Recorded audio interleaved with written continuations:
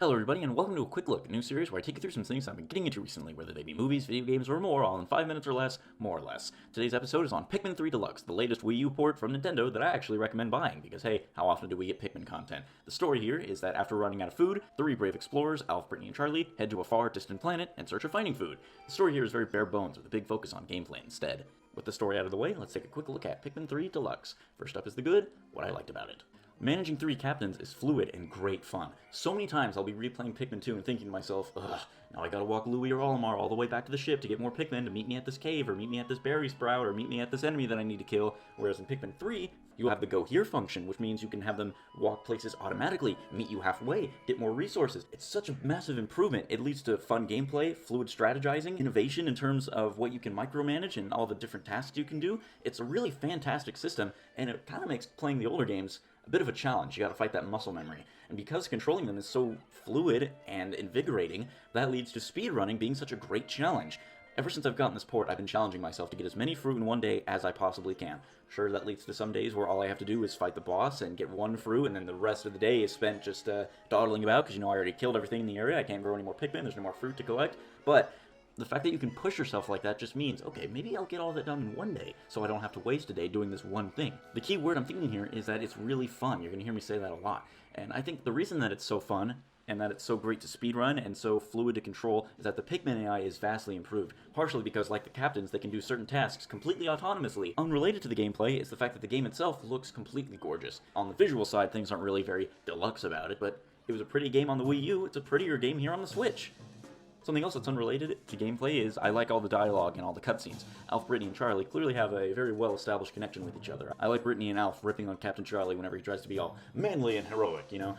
They have such a great dichotomy, and I really like their interactions with each other.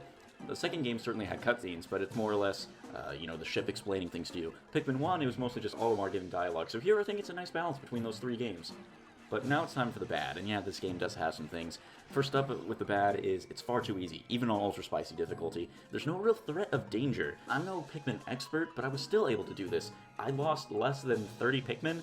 It's just too easy. Even in that scene where Louie steals all your fruit, in the original game, when that happened, I was panicking. I gotta get as many fruit as I can. But here, it's, okay, I guess I'll go kill this thing, kill that thing, get more fruit, because I know where everything is. Everything's too easy. Bulborbs, for example, they were a big deal when you had to kill 1 or 2 of them in the first game. In the second game, sure, you had purple Pikmin to nerf them and all that, but here, it's just, oh, it's a Bulborb, guess I'll just press X, have all my Pikmin charge, and kill it before it even gets the chance to wake up. There's no threat of danger. Ultra spicy difficulty is really just an artificial difficulty by limiting the amount of juice you can get. The music doesn't feel like Pikmin music. In the first game, music sounded like this.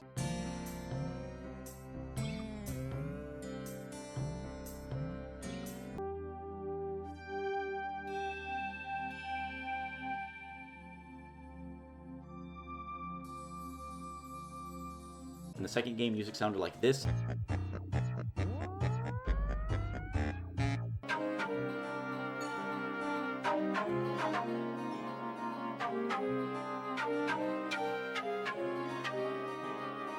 Very strange, very mysterious, very wacky, uplifting. The music is very bizarre, where in the third game, music sounds like this.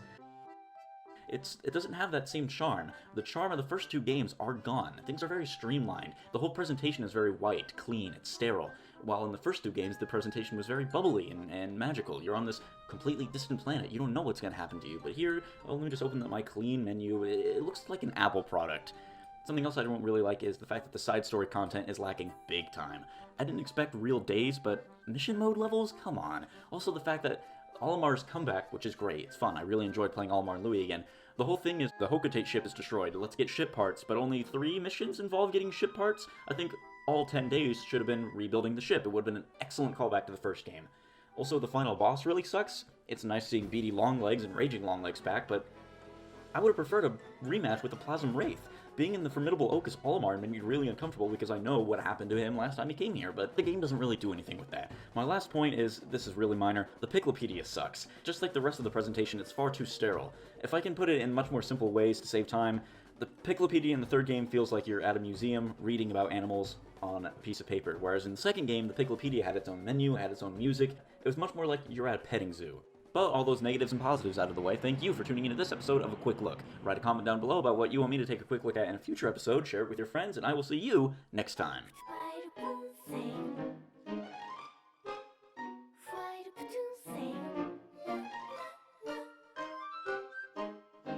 This episode of A Quick Look was brought to you by amazingly handsome and beautiful patrons such as Head Punch. Supporting the show starts as low as $1, so thank you for supporting me and helping the show stay alive.